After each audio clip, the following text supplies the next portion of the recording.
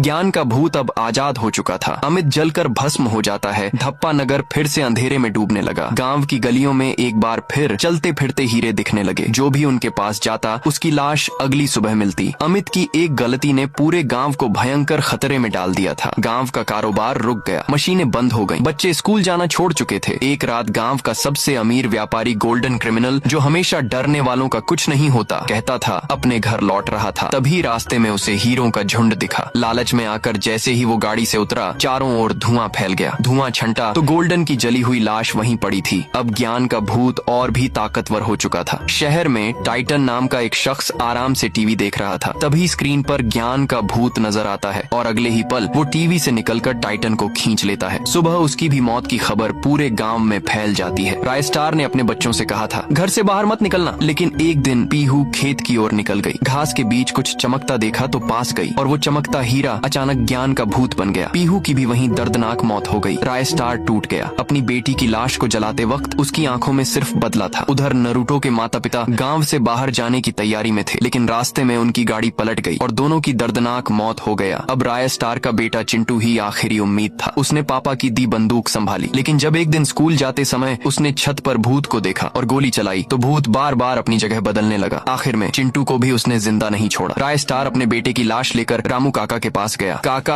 अब बस मेरी बेटी, मेरा बेटा सब ले गया वो भूत। रामू काका ने गहरी सांस ली। एक उपाय है, लेकिन तुम्हें अपनी बलि देनी होगी। मैं गांव के लिए अपनी जान भी दे दूंगा। रामू बोले, 1000 किलोमीटर दूर है साहुर जंगल, वहाँ रहते हैं बाबा सूखा लकड़ा, वही तुम्हारी मदद कर सकते हैं। रात होते ही राय स्टार जंगल के लिए निकल गया। रास्ते में शेर, तूफान सबका सामना करता हुआ आखिरकार वह जंगल पहुंचा। डरावनी आवाजें गूंज रही थीं, लेकिन राय स्टार नहीं डरा। तभी प्रकट हुए बाबा सूखा लकड़ा। राय स्टार ने सब कुछ बताया। बाबा बोले, अगर ज्ञान को मारना है तो तुम्हें खुद को कुर्बान करना होगा। राय स्टार अपना बलि देता है। बाबा ने मंत्र पढ़ा और लाश से आत्मा निकाला। उसका नाम था वेटाल राज। वह कोई मामूली आत्मा नहीं था। उसका शरीर आधा राय स्टार और आधा शैतानी जादू से बना था। वेटाल राज उड़ता हुआ वापस गांव पहुंचा। गांव तबाह था। उसने ललकारा, ज्ञान बाहर आ। ज्ञान का भूत अपनी पूरी भूतों की सेना के साथ सामने आया। फिर शुरू हुआ महायुद्ध। एक ओर वेटाल राज, दूसरी ओर भूतों की सेना। दोनों में भयंकर युद्ध हुआ। आसमान से बिजली गिरी, चारों ओर धुआंधार हो गया। आखिरकार जैसे ही धुआं छंटा, ज्ञान का भूत जमीन पर गिरा पड़ा था। तभी आसमान से बिजली गिरी। वेटाल राज का रूप टूटता है और सामने आता है राय स्टार। धप्पा नगर में शांति आ गया। एक रात डायमंड की खदान से एक आवाज आने लगी,